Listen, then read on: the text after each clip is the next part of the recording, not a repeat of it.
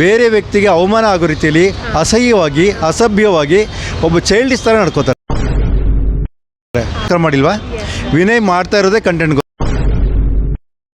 Okay, ನಿಮ್ಮ favourite ಆಟಗಾರ ಯಾರು? ಫೇವ್ರೇಟ್ ಅಂದರೆ ನನಗನ್ಸೋ ಮಟ್ಟಿಗೆ ಸಂಗೀತ ಓಕೆ ಅಂತ ಅನಿಸುತ್ತೆ. ಸಮ್ಟೈಮ್ಸ್ ಪ್ರತಾಪ್ ಕೂಡ ಓಕೆನೇ. ಓಕೆ, ಸೊ ಪ್ರತಾಪ್ ಅವರು ಮೊನ್ನೆ ಒಂದು ಇನ್ಸಿಡೆಂಟ್ ಆಯಿತು, ಸನ್ನಿ ಅವರು ಕಾಗೆ ಅಂತ ಹೇಳಿದ್ದು, ಅದು ಸರಿನಾ ಸರ್? ಅದು ಸರಿ ಅನ್ಸಲ್ಲ. ಯಾವುದೇ ವ್ಯಕ್ತಿಗೂ ಕೂಡ ಒಂದು ವ್ಯಕ್ತಿ ಗೌರವ ಅಂತ ಇರುತ್ತೆ ಮೇಡಮ್. ಪ್ರತಾಪ ಅದಕ್ಕೆ ಮುಂಚೆ ಏನು ಮಾಡಿದಾನೋ ಅದು ಬಿಟ್ಟಿದ್ದಾನೋ ಅದು ಬೇರೆ ಪ್ರಶ್ನೆ. ಈಶಾನಿ ಕೂಡ ನಡ್ಕೊಳ್ಳೋ ರೀತಿ ಸರಿ ಇಲ್ಲ. ಯಾವುದೇ ವ್ಯಕ್ತಿಗೆ ಅವಮಾನ ಮಾಡೋ ರೀತಿ ನಡ್ಕೊಳ್ಬಾರ್ದು ಅವರು ಅಂತ ಅನಿಸುತ್ತೆ. ಈಶಾನಿ ಅವರು ಆ್ಯಕ್ಚುಲಿ ಒಂದು ಮನುಷ್ಯ ಆಗೋಕ್ಕೆ ಯೋಗ್ಯ ಇಲ್ಲ ಅನ್ನೋಂಥ ವ್ಯಕ್ತಿತ್ವ ನನಗೆ. ಯಾಕೆಂದರೆ ಯಾವುದೇ ವ್ಯಕ್ತಿಗೆ ಆಗಲೇ ಹೊರಗಡೆ ಹೋಗಿ ಬಂದಿರೋವಂಥವ್ರು ಮತ್ತು ಒಳಗಿರೋರ ಬಗ್ಗೆ ಮಾತಾಡಲಿಕ್ಕೆ ಅವ್ರಿಗೆ ಅರ್ಹತೆ ಇಲ್ಲ ಅಂತ ಅನಿಸುತ್ತೆ. ಪ್ರತಾಪ್ ಓಕೆ, ಪ್ರತಿಯೊಬ್ಬರು ತಪ್ಪು ಮಾಡ್ತಾರೆ, ತಿದ್ದುಕೊಳ್ತಾರೆ, ಮತ್ತೇನೋ ಇರುತ್ತೆ. ಅದಲ್ಲದೆ ಕೆಲವರು ಏನು ಮಾಡ್ತಾರೆ ಅಂದರೆ ಎಕ್ಸ್ಪೆಕ್ಟ್ ಮಾಡೋದೇನೆಂದರೆ ಬಿಗ್ ಬಾಸ್ನಲ್ಲಿ ನನ್ನಂತೆ ಬೇರೆ ಇರಬೇಕು ಅಂತ ಅಂದ್ಕೊಳ್ತಾರೆ. But every individual only. ಹಾಗಾಗಿ ಅವ್ರವ್ರದ್ದೇ ಆದ ವ್ಯಕ್ತಿತ್ವ ಇರುತ್ತೆ. ಅವ್ರು ಸೈಲೆಂಟಾಗಿರ್ತಾರೆ ಅಂದರೆ ನಾಟಕ ಮಾಡ್ತಾರೆ ಅಂತಾರೆ, ಬೇರೆಯವ್ರ ಜೊತೆಗೆ ಮಿಂಗಲ್ ಆಗ್ತಾರೆ ಅಂದರೆ ಅದಕ್ಕೆ ಡ್ರಾಮಾ ಅಂತಾರೆ. ಅಥವಾ ಏನಾದರೂ ಕೊಟ್ಟರೆ ನೀವು ಕಂಟೆಂಟ್ಗೋಸ್ಕರ ಮಾಡ್ತೀರಂತ. ಯಾಕೆ ವಿನಯ್ ಕಂಟೆಂಟ್ಗೋಸ್ಕರ ಮಾಡಿಲ್ವಾ? ವಿನಯ್ ಮಾಡ್ತಾ ಇರೋದೇ ಕಂಟೆಂಟ್ಗೋಸ್ಕರ. ಜೊತೆಯಲ್ಲಿ ಯಾವುದೇ ಒಂದು ಬಿಗ್ ಬಾಸ್ ಮನೆ ಇರ್ಬೋದು, ಜೀವನ ಇರ್ಬೋದು, ಮತ್ತೊಂದಿರ್ಬೋದು, ಅವರು ಒಬ್ಬ ವ್ಯಕ್ತಿಯಾಗಿ ಒಬ್ಬ ಮನುಷ್ಯಯಾಗಿ ನಡ್ಕೊಳ್ಬೇಕಾಗ್ತದೆ. ವಿನಯ್ ಸ್ಪೋರ್ಟಿವ್ ಆಗಿ ಆಟ ಆಡ್ತಾರೆ, ಅಗ್ರೆಸಿವ್ ಆಗಿ ಆಡ್ತಾರೆ. ಆಟದ ಬಗ್ಗೆ ಬಂದಾಗ ನಾವು ವಿನಯ್ ಬಗ್ಗೆ ಮಾತಾಡೋದೇ ಇಲ್ಲ. ಆದರೆ ಒಬ್ಬ ವ್ಯಕ್ತಿಯಾಗಿ ನೋಡುವಾಗ ಬೇರೆ ವ್ಯಕ್ತಿಗೆ ಅವಮಾನ ಆಗೋ ರೀತಿಯಲ್ಲಿ ಅಸಹ್ಯವಾಗಿ ಅಸಭ್ಯವಾಗಿ ಒಬ್ಬ ಚೈಲ್ಡಿಶ್ ಥರ ನಡ್ಕೋತಾರೆ.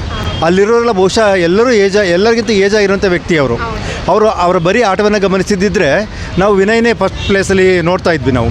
ಅದಲ್ಲದೆ ಅವರು ತುಂಬ ಕೀಳಾಗಿ, ತುಂಬ ಅನಾಗರಿಕರ ಥರ ನಡ್ಕೋತಾರೆ ಸಮ್ಟೈಮ್ಸ್.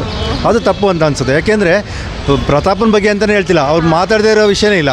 ಈಗ ತುಕಾಲಿ ವಿಷಯಕ್ಕೆ ಬಂದರೆ, ತುಕಾಲಿ ಅವರು ಬರೀ ಬೇರೆಯವ್ರ ಬಗ್ಗೆ ಕಂಟೆಂಟ್ ಮಾಡ್ಕೊತಾನೆ ಅವ್ರ ಲೈಫ್ ಪೂರ್ತಿ ಕಳೆದ್ಬಿಟ್ರು ಬಿಗ್ ಬಾಸ್ನಲ್ಲಿ. ಅದಲ್ಲದೆ ಅವರು ಒಳ್ಳೆ ಆಟಗಾರ. ಇನ್ನು ನನಗೆ ಕಾರ್ತಿಕ್ ಕೂಡ ಫೇವ್ರೇಟ್ ಅಂತ ಅನಿಸಿದ್ರು. ಅವ್ರು ಯಾಕೋ ಬೇರೆ ಬೇರೆ ವ್ಯಕ್ತಿಗಳ ಮಧ್ಯೆ ಸಿಕ್ಕೊಂಡು ಅಪಚಿ ಆಗಿಬಿಟ್ಟಿದೆ ಅಂತ ಅನಿಸುತ್ತೆ.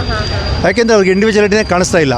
ಆ್ಯಕ್ಚುಲಿ ನನಗೆ ಫಸ್ಟ್ ಸ್ಟಾರ್ಟಿಂಗಲ್ಲಿ ಅನಿಸಿದ್ದೇನೆಂದರೆ ವಿನಯ್ಗೆ ಟಾಂಗ್ ಕೊಡೋದು ಅಥವಾ ಸ್ಪೋರ್ಟಿವ್ ಆಗಿ ತೊಗೊಳ್ಳೋದು ಕಾರ್ತಿಕ್ ಮಾತ್ರ ಅಂತ ಅಂದ್ಕೊಳ್ತಾ ಇದ್ವಿ. ಅವರು ಬೇರೆಯವ್ರ ವ್ಯಕ್ತಿತ್ವದ ಕಡೆಗೆ ಅವರ ಕೈಯನ್ನು ಕೊಡೋದ್ರ ಮೂಲಕ ಅವ್ರು ಕಳೆದುಕೊಂಡ್ರು ಅಂತ ಅನಿಸುತ್ತೆ. ಹಾಗಾಗಿ ನಾವು ಸಂಗೀತನ ಅಂತ ಅಂದ್ಕೊತೀವಿ. ಸಂಗೀತ ಕೆಲವು ವಿಷಯದಲ್ಲಿ ತುಂಬ ಬೋಲ್ಡಾಗಿ ಮಾತಾಡ್ತಾರೆ, ಅಗ್ರೆಸಿವ್ ಆಗಿರ್ತಾರೆ. ಅದು ಆಗಿದ್ರೂ ಕೂಡ ಹೆಂಗಸು ಹೇಗಿರಬೇಕು ಆಗಿರ್ತಾರೆ. ಒಬ್ಬ ಲೇಡಿ, ಈಗಿನ ಕಾಲದಲ್ಲಿ ಲೇಡಿ ಹೇಗಿರಬೇಕು ಆಗಿರ್ತಾರೆ. ಕೆಲವು ಸಲ ಅವರು ಅಳತೆ ಮೀರಿ ಮಾತಾಡಿದ್ರೆ ಇಲ್ಲ ಅಂತಲ್ಲ, ಆದರೆ ಈಗಿರೋ ಚೇಂಜಸ್ ಎಲ್ಲ ನೋಡಿಕೊಂಡ್ರೆ ಅವರು ಕೂಡ ಓಕೆ ಅಂತ ಅನಿಸುತ್ತೆ ನನಗೆ. ಓಕೆ, ಪ್ರತಾಪ್ ಯಾಕೆ ಬೇಕು ಅಂತಂದರೆ ಅವನು ಹಳ್ಳಿಯ ಹುಡುಗ ಅಂತ.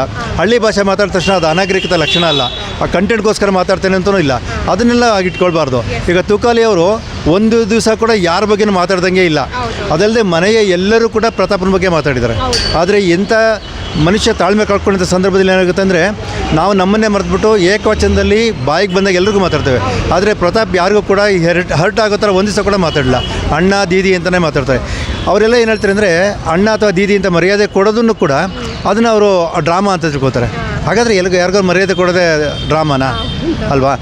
ಅಂತ ಯೋಚನೆ ಮಾಡಿದಾಗ ಅವನು ವ್ಯಕ್ತಿಯಾಗಿ ಏನಾದರೂ ಇದ್ಕೊಳ್ಳಿ, ಬಿಗ್ ಬಾಸ್ ಮನೆಯಲ್ಲಿ ಏನು ನಡವಳಿಕೆ ಇದೆ ಅದು ನೋಡ್ಕೊಳ್ಬೇಕು. ಅದಲ್ಲದೆ ಎಲ್ಲ ಕಂಟೆಂಟ್ಸ್ ಸುಮಾರು ಜನ ಏನು ಮಾಡ್ತಾರೆ ಅಂದರೆ ಈ ಸಲ ವಿನಯನ ನಾಮಿನೇಟ್ ಮಾಡ್ತಾರೆ, ನೆಕ್ಸ್ಟ್ ಟೈಮ್ ವಿನಯನೇ ಮಾಡ್ತಾರೆ. ಸಂಗೀತನೇ ಸಂಗೀತನೇ ಮಾಡ್ತಿರ್ತಾರೆ. ಪ್ರತಾಪನ ಮಾಡಿದರೆ ಪ್ರತಾಪನ ಮಾಡ್ತಾರೆ. ರೀಸನ್ಸ್ ಮಾತ್ರ ಬೇರೆ ಬೇರೆ ಇರುತ್ತೆ. ಹಾಗೆ ಅವ್ರ ಮನಸ್ಸಾಕ್ಷಿನ ಅವ್ರು ಕೇಳ್ಕೊಂಡ್ರೆ ಅದೆಲ್ಲ ತಪ್ಪು ಅಂತ ಅನಿಸುತ್ತೆ ಮೇಡಮ್. ಹೌದು. ಟಾಪ್ 1, ಟಾಪ್ 2, ಟಾಪ್ 3 ಯಾರು ಬರಬಹುದು ಅಂದರೆ ಸಂಗೀತ ಫಸ್ಟ್ ಅಂತ ಅನಿಸುತ್ತೆ. ಸೆಕೆಂಡ್ ವಿನಯ್ ಅವ್ರ ಪ್ರತಾಪ್ ಅಂತ ಅಂದ್ಕೋತೀನಿ. ಥರ್ಡ್ ತುಕಾಲಿ ಬರ್ಬೋದು ಅಂತ. ಹೊರತುವರೆಗೆ ಒಳ್ಳೆ ಫೇಮ್ ಇತ್ತು, ಅವ್ರ ಮಧ್ಯದ ಏನೋ ಕಳ್ಕೊಂಡ್ರು ಅಂತ ಅನಿಸುತ್ತೆ. Okay, thank you. Okay, sorry madam. Okay.